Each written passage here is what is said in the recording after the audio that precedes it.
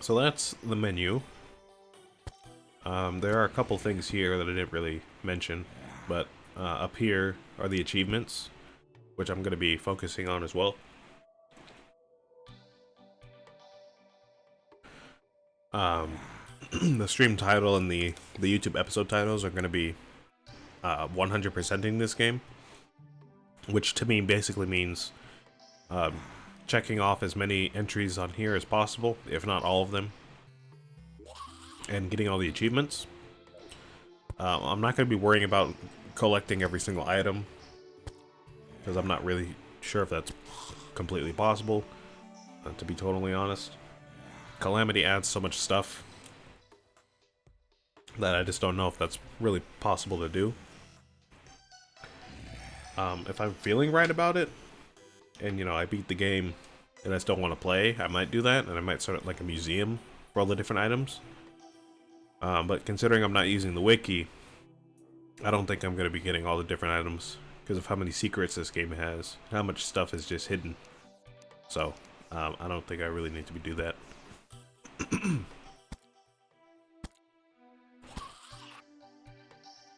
Alright, I'm kind of just waiting for the night to be over now, because I don't want to go outside, because I'll die. So I can't really fight these guys off yet. So, in the interest of passing time, let's see what I can do here. I can reorganize my hotbar, which I like to do.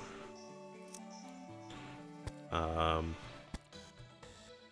like to put my pickaxe first, axe next, sword next. And I can favorite these so I don't sell them by accident. Kind of like Borderlands, or Tiny Tina's Wonderlands. You can favorite things in the inventory. And I don't want to sell these things. I don't want to sell my wood. I don't want to sell my acorns. I want to keep these. I want to keep all the food that I have. And I want to keep my gel, this potion, these mushrooms, this little thing here. Wool from scrap metal, it's called. I don't really need to keep the grave marker. But this, a starter bag, I do want to open, actually. It tells me how to open it. It says it's a consumable, which means that it will be used up once I use it. And then if I right-click it, it gives me all this stuff, which is actually very nice. I did not expect it to give me that much stuff, to be honest. But let's see what we got here. We can see what's new from this little glowing outline that the items have. That goes away once I hover above it with my mouse. So let's see. All this stuff down here is new, and then we got some new stuff at our hotbar. So let's see what we got.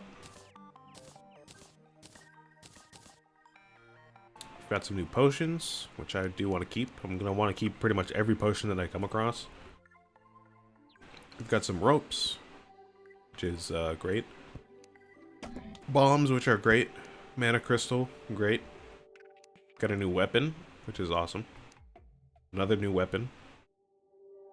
Some more potions, some torches, some chests for storage. Music box, which I can place down and activate with the right click. A little lore drop. I will be reading all the lore drops. I'm not going to skip them. I usually would skip them, but I'm not going to this time. Got a little statue there that we can place for decoration. We got another new weapon, and another new weapon, and a hammer. So a lot of good stuff. I'm going to go ahead and place all these chests down for extra storage, because my inventory is already getting full on day 2, which is crazy.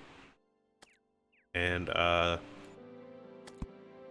now comes the fun part in the game, because this is actually a huge part of the game is going to be managing your inventory and storage. As you can tell, we already have a lot of different types of items that we can use. We've got weapons, we've got tools, we've got potions, we've got whatever this thing is, you know? So we've got all this different stuff, and we can already start to organize it in these chests. And that's going to be a lot of the game actually. It's going to be, you know, managing inventory and keeping everything really nice and tidy. And the game actually makes it really easy to do that, because we can rename chests and we can dye them with colors, and we can get different types of chests. So the game actually makes it really easy to do all that.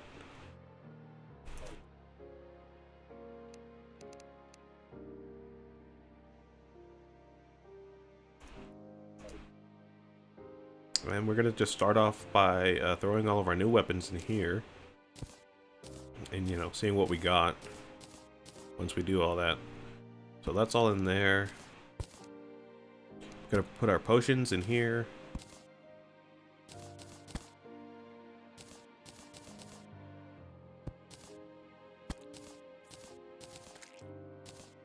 And I'll go ahead and put my food in here too, because food functions similarly to potions, so it's not as strong. If we actually read the descriptions, I can show you that.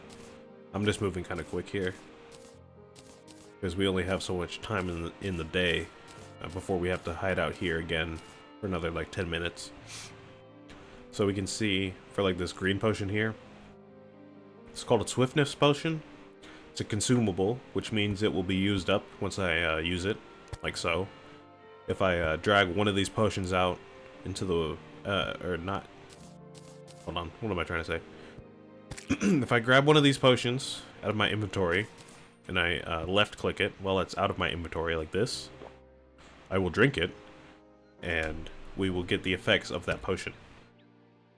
So we get swiftness, which is a buff, which gives us more more movement speed. So I'll just run a little bit quicker than I used to, for about 8 minutes, or until I die.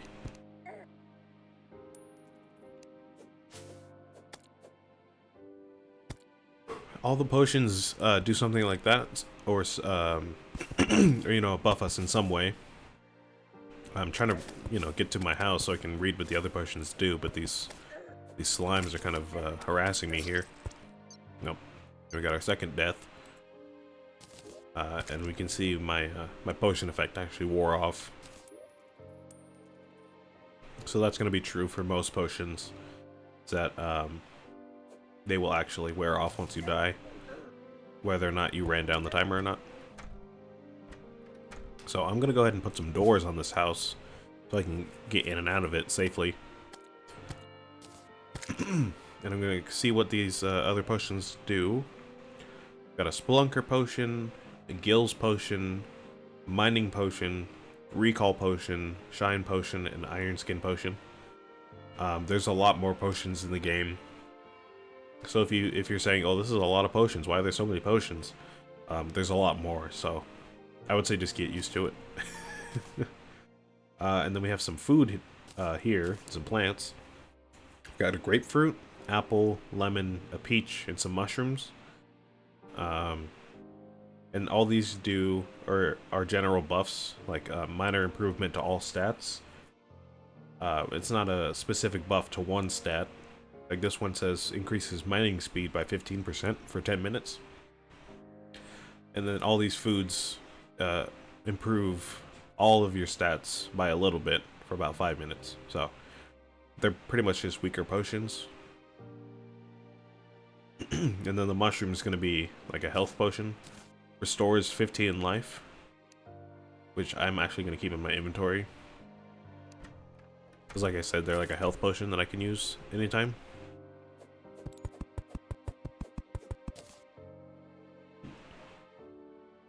Then finally I have my materials chest, which I'm going to put all this other stuff in.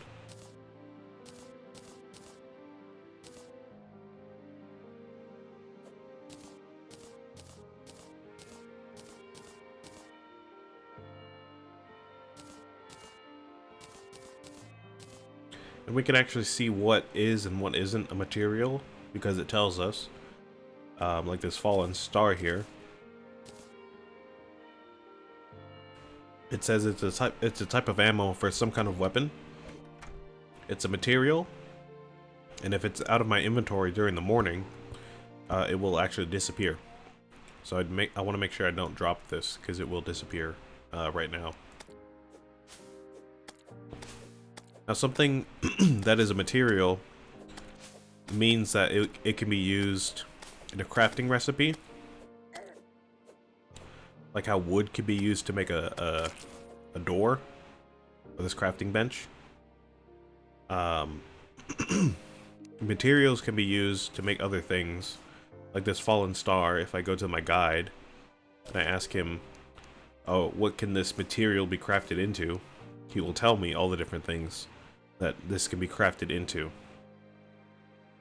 And we can already see our first glimpse into what this game has to offer in terms of items.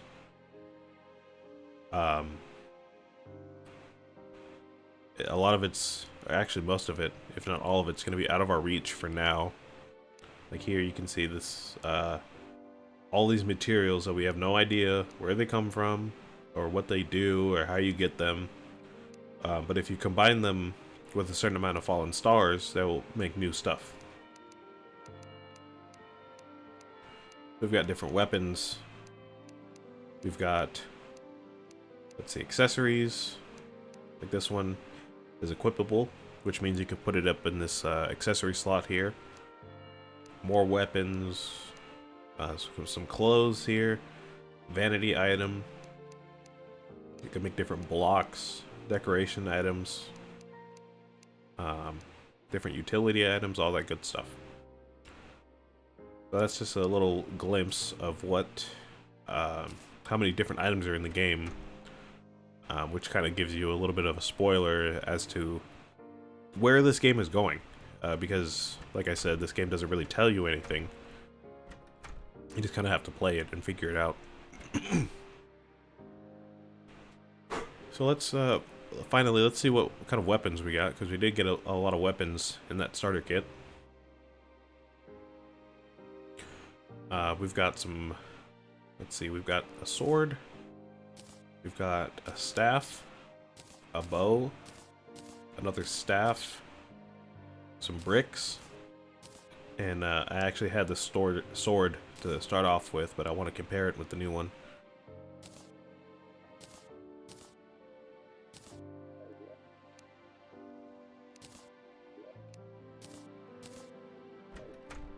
Alright, so we've got we've got a short sword, which does 5 damage. It looks like this when we swing it. When we use it, it looks like this. We've got a broadsword, also made of copper, which does a little bit more damage. And it looks like this when we swing it. We've got a squirrel staff, or squirrel squire staff, which does 8 summon damage, which is actually going to be different from the swords. Because the swords do, it says melee damage, and you might be able to guess that because you have to be really close to be able to use it. Kind of like punching somebody, you know, melee, like fighting. So when it says summon damage, it's a little bit different because when we use it, it will actually spawn a little squirrel that will attack for us. And we don't have to really do anything else. That's kind of it. So when it says different types of damage, it kind of actually gives you a hint as to what the weapon does. Because if it says summon damage, you might be able to guess that it will actually spawn something that will fight for you instead of actually attacking it directly. So that's that. We've got amethyst staff, which says magic damage, which is going to be different from the summon damage or the melee damage. Because this actually shoots a projectile, which costs mana to use.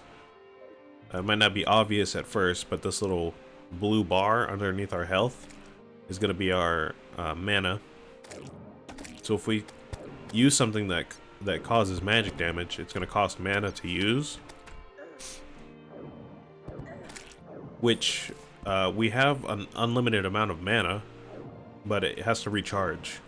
So if we keep spamming this, eventually we're not going to be able to anymore. And we have to wait till our mana actually regenerates. You can see up here it's regenerating kind of slowly, but now we have full mana again, so we can keep shooting like we were. We have a max of 20 mana, and we can see this weapon uses 2 mana every time we shoot it. So we can shoot it 10 times before we have to recharge our mana again. And finally we have, oh no, not finally, but next, I guess, we have this bow, which does ranged damage, which is going to be similar to magic damage in that we shoot a projectile, kind of like this. Instead of a little magic bolt, we shoot arrows, like you would expect a bow to do. But these are actually limited to how many arrows we have in our inventory. And we can see how many arrows we have in our inventory because they're in the little ammo slot that we saw earlier. So this is going to be our ammo count from now on. We have 94 arrows. And the bow will shoot those arrows. So that's ranged damage. And finally we have rogue damage, which is actually going to be introduced by the Calamity mod. Vanilla Terraria does not have rogue damage at all. So this is a whole new damage type introduced by the game, or by the mod, I should say, sorry. And the rogue damage, I think is similar. I don't really get it. It's kind of similar to range damage, but instead of shooting ammo, we just throw the item directly. So instead of just having like something that shoots a brick, we just throw the brick. So you can see I'm throwing a bunch of bricks and I'm not able to recover them. So, you know, they're just used up and they're limited in that way.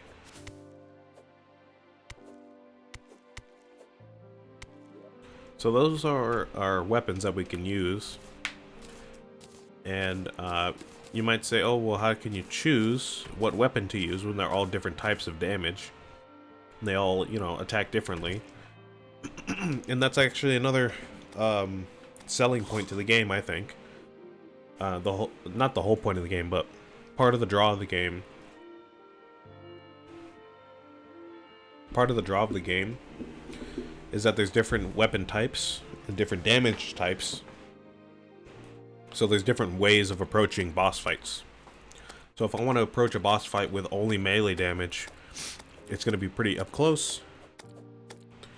And it's going to be pretty hard to avoid getting hit. And if I use magic damage, I get to stay far away. But, you know, of course I gotta manage my mana well. Same goes for ammo and rogue projectiles. And if I use summon damage, I have to keep repositioning my little minions so they can actually hit when I want them to hit. So it's just different play styles, basically. And the way that you decide it is by playing the game and deciding what you like better. But, like I said, because I have played this game before, and I'm familiar with all the different class types and all that stuff, I'm actually going to run ranged and magic throughout this whole game. So I'm going to choose to run 2 different classes at the same time. I'm going to do a focus on range damage, so bows and guns and all that stuff, you know, stuff that shoots limited ammo type stuff. So I'm going to be using this bow for the most part, and I would like to also do magic damage, but like not as heavily focused as the ranged damage.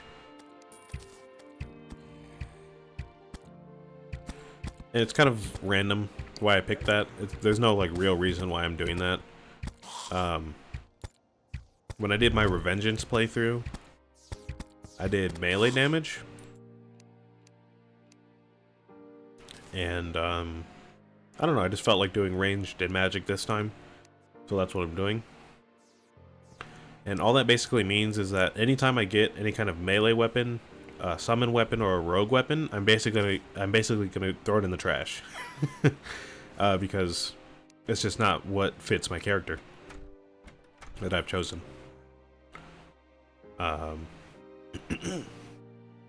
So anytime I find a new gun or a new bow or a new something that shoots something else, I'm gonna keep that.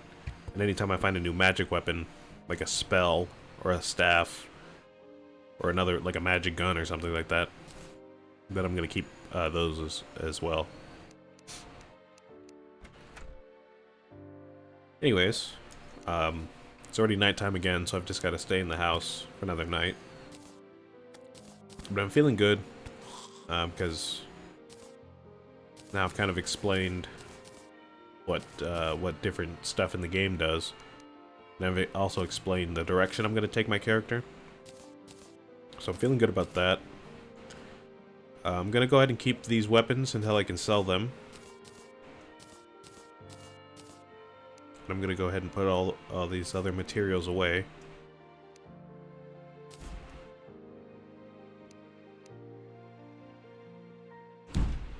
And I think the last thing to do before I really just, you know, jump in the game and stop talking so much about mechanics like I usually do, is to read this little lore drop here. This has no real function in the game. It's not a material. It's not a weapon. It just kind of it just gives you exposition. Oh my god. Sorry, I just had like a brain zap or something. It just throws a bunch of exposition at you about the new bosses and all the new lore added in Calamity. So let's see. This is the first one we get. It's called Awakening. It says, "The tombs of the dragons stir. My eyes lift to see ancient dust dancing from high ledges. These grand wings. How long has it been since I was a hero worthy of their name? It feels like centuries have passed, yet all I've done is blink. Look upon my works as they are. Ruined. None would dare seek me out. Tread my path. Naught awaits them in this cruel world." Now that kind of brings about some questions, because we don't know who wrote this. We don't know who's speaking. The narrator, we don't know who it is. They talk about some dragons. They talk about some thing they've worked on. They talk about a long span of time. They talk about how they're alone. So it's like, who is that? What are they talking about? What are these dragons they're talking about? And like I said, it's not really important to the game itself. Like, I'm not gonna miss something because I didn't read that lore bit. But you know, for anybody who likes lore, there's plenty of that in this mod. So you know, it's just something to read about.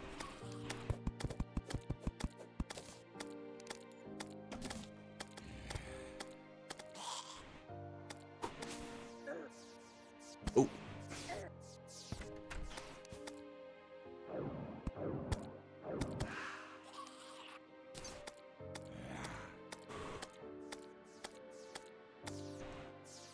So, yeah, I guess from now on I'm just gonna take the game as it comes to me. Like I said, I haven't played death mode, so all this new enemy AI is probably gonna be pretty jarring. I already died a handful of times to some zombies and some slimes, and it looks like everything kind of moves faster and has more HP than it did. So I'm already kind of scared of what's coming up later. But I've got to figure out what I want to do, because I can't just stay here forever. And And I think during the morning, the thing I'm going to do is actually improve our house a bit for a couple reasons. And I'm going to, you know, just gather a bunch of wood. So I'm actually just going to start on that now, because it looks pretty safe.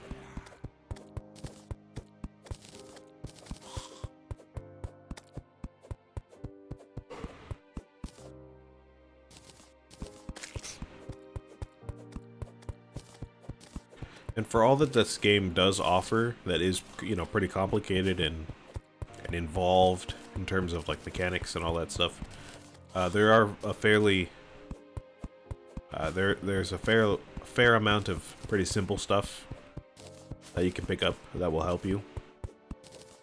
Like if you need more wood after you deforest the spawn point, you can actually regrow the trees with acorns. They're pretty much just saplings, like they create saplings. So if you just need more wood, you just replant all the saplings, and you'll be good to go in a couple hours. So you know, not all is lost if you cut down all the trees. Now, if you trash the acorns or sell the acorns, it's a bit of a different story. But I'm not going to do that, because I know better.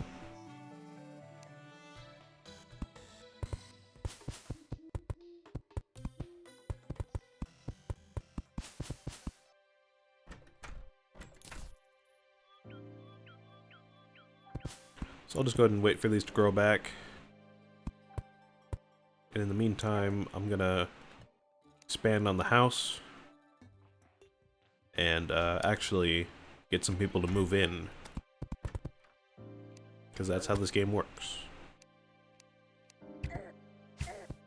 If you build your houses a certain way, those NPCs like the guide here and that robot will actually move in. So at night, they will stay in your house, and they'll be safe from the outside as well. So if you need to talk to somebody at night, they'll be in the house, and you can talk to them.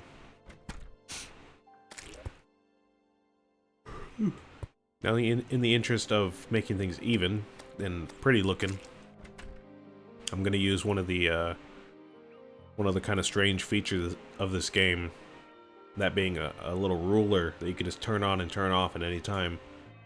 That lets you measure block distances easily. So now we know that this room is 14 blocks long, which I probably wouldn't have done. Anyways, so we got 2, 3, 4, 5, 6, 7, 8, 9, 10, 11, 12, 13, 14. Oh no, I need one extra. There we go. Then one more, so 1, 2, 3, 4, 5, 6, 7, 8, 9, 10, 11, 12, 13, 14, and then the wall. We need some doors. We can craft that at the crafting bench.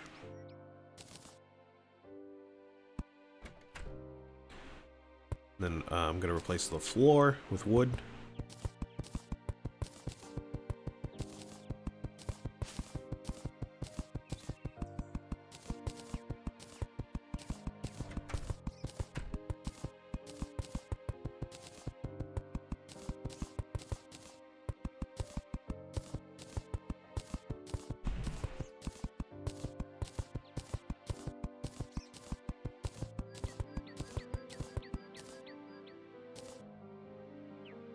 And in order to get these guys to move in, what we need to do is get a table and chair in each room. We need to fill in the backgrounds of each room with some walls, which you can craft all of this at the crafting bench. And you need to light up every room with some torches, which I have. So let's go ahead and do all this. By the way, I do think the guide will tell you all of this if you look through his tips. So if you don't really know about all this, I'm pretty sure he'll tell you how to build a house. So yeah. Need a little bit more walls.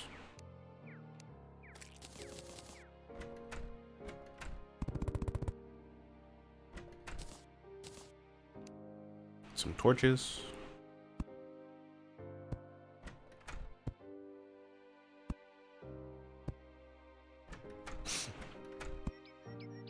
Now, any light source will do, but all I have is torches right now, which will work just fine.